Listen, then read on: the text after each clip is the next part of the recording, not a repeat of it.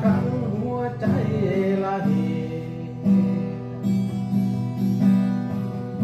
เหนื่อยท้อแท้ลังเศร้าคนนี้หนทางยาวไกล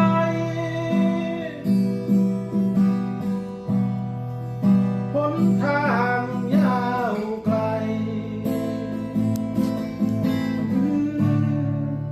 ก้าวไปคนดี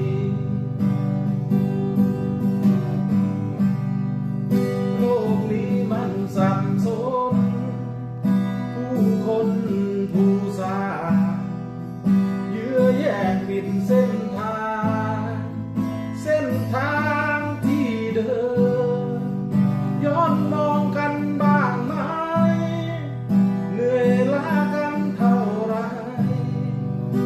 กี่ครั้งที่คุณ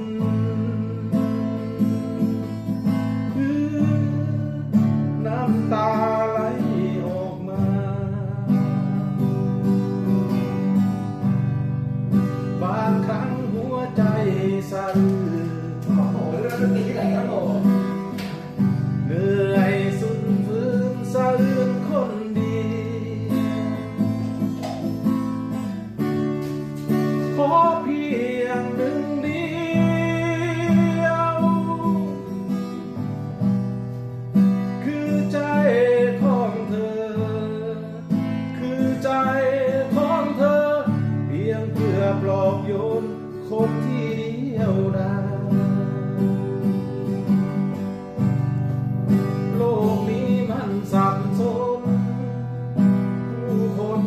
ผู้สร้างเยื้อแย่งปิดเส้นทางที่เดิมย้อนมองกันบ้างไหมเหนื่อยล้ากันเท่าไรกี่ครั้งที่คุณน้ำตาไหลออกมา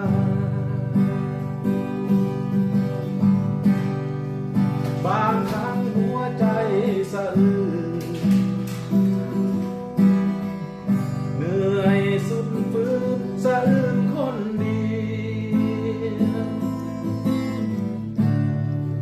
ขอเพียงหนึ่งเดี